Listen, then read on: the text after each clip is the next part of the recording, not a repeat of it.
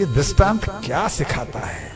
हम सब कुछ वही करें जो कर रहे हैं, पर ये तो सोचें कि हम उससे नहीं बच पाएंगे बाबा। वो सब कुछ केवल सेंटर में भगवान को कर लें तो मेरा दावा है हमसे पाप हो ही नहीं सकता। जय हो। इस प्रसंग को आगे नहीं बढ़ा रहे हैं, झांकी तैयार है प्रहलाद, इसलिए हम प्रहलाद जी की तरफ अब चलेंगे।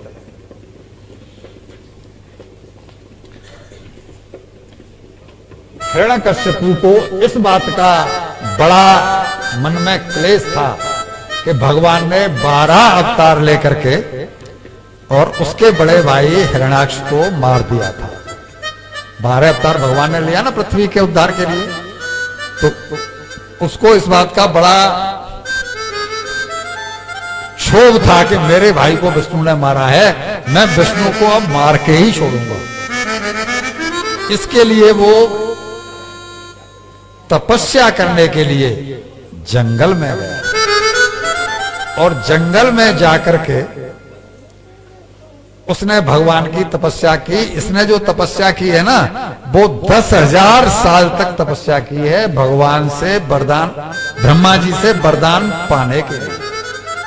तपस्या भी कैसे की है सुनिए, तपस्या भी कैसे की है? पैर के एक अंगूठे पे खड़े होकर और हाथ ऊपर करके। पहले दिन जब ये तपस्या करने गया, भाई 10 मिनट 15 मिनट और ज्यादा लेंगे, 9 बजे से चलेगा।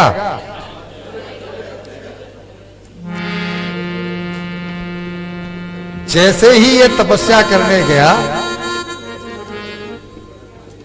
तो देवताओं में हल्ला मच गया।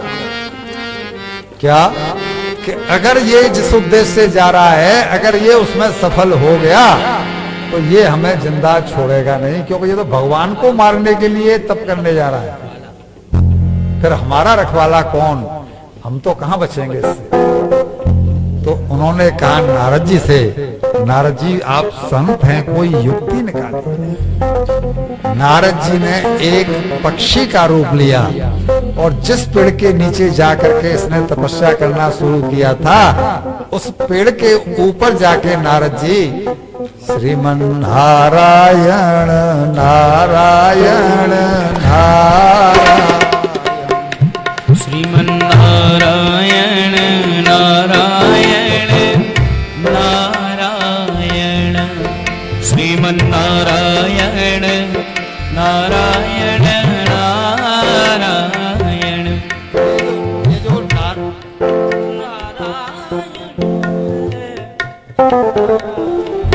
बहुत सुंदर, बहुत सुंदर संजोग ऐसा बना है कि राकेश प्रभु जी खुद ही हिरण्यकश्यपु बन बैठे। वाह साहब। और एक मिनट रुकिए हिरण्यकश्यपु की ड्रेस जो है ना, और वहां एसी है नहीं जहां पर वो खड़े, इसलिए खबर भेजी है कि मैं लथपथ हो गया हूं। अब भाई हिरण्यकश्यपु बनेगा तो लथपथ तो। चलिए बात को आगे बढ़ाते हैं। तो इन्होंने तपस्या करने के बाद में कैसे इतनी जल्दी कथा को सलटा है, बड़ा चक्कर है भाई। उनको अंदर बिठा दो, राजेश भाई एसी में ले आओ। एक 10 मिनट और ले रहे हैं हम, केवल 10 मिनट ले रहे हैं। तो वहां तो एसी नहीं है ना। चलो ये नारायण नारायण कह के जब नारद जी ने स्वर किया तो इसको लगा कि मैं तो नारायण को मारने के लिए ही जप करने आया हूं, और ये पक्षी आकर के नारायण का ही नाम ले रहा है, तो आज का मुहूर्त अच्छा नहीं है। ये बोल करके ये उस दिन घर से वहां से वापस ला गया कि कल फिर से आऊंगा, आज का मुहूर्त ठीक नहीं है। और इसकी पत्नी कयाधु वो भगवान की भक्त थी। उसने पूछा कि आप तो 10,000 वर्ष की तपस्या करने के लिए गए थे, फिर अभी कैसे लौट के आ गए? तो इसने कह दिया कि पता नहीं क्या हुआ, एक पक्षी आ गया और वो मेरे दुश्मन का नाम लेने लगा। तो मुझसे वो सहन नहीं हुआ, तो मैंने कहा आज का मुहूर्त शायद ठीक नहीं, इसलिए वापस आ गया। तो बोला आपका दुश्मन कौन है? तो बोला नारायण। अब उसको एक सूत्र मिल गया कि अगर मैं इसके मुंह से 108 बार नारायण का नाम लिबा लूं और आज गर्भ धारण करूं, तो जो पुत्र होगा वो भगवत का, भगवान का भक्त होगा। अब वो बार बार पूछे कि जरा बताओ तो सही कि वो कैसा था नारायण। तो ये कह रहे वो नारायण एक तोते के रूप में आया, वो नारायण ऐसा, वो नारायण वैसा, ये नारायण क्या करता है, ये ऐसा कह करके। और उसने आज अपने हाथ से भोजन बनाया, नौकरों को नहीं बनाने दिया। पंखा झलती रही और बार बार किसी न किसी बहाने से उसके मुंह से नारायण नारायण।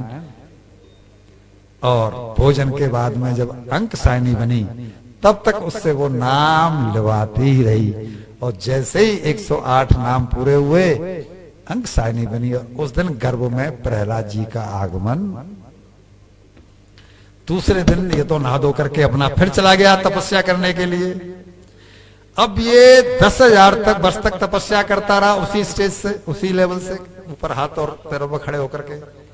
पीछे से इंद्र ने देखा कि मौका अच्छा है, हिरण्याकश्यपु राज्य में नहीं है, तपस्या में गया हुआ है और तपस्या में उसका शरीर सूख चुका है, जर्जर हो चुका है। तो उसने जो है आक्रमण कर दिया इसकी राजधानी में और इसके पूरे राज्य को तहस नहस कर दिया और पत्नी कयाधु को वो लेकर के हरण करके चलने लगा। तभी नारद जी आ गए और नारद जी ने आकर के बोला कि तुम इसको कहां लेके जा रहे हो? तो बोला कि मैं इसको मारूंगा। इंद्र बोले क्यों? बोला इसके गर्भ में एक बालक है, यही हमें परेशान कर रहा है, वो बालक और आ जाएगा तो और एक दुश्मन हमारा बढ़ जाएगा। तो नारद जी ने उसे समझाया कि देखो इसके गर्भ में जो बालक है ना वो बहुत बड़ा भक्त होगा।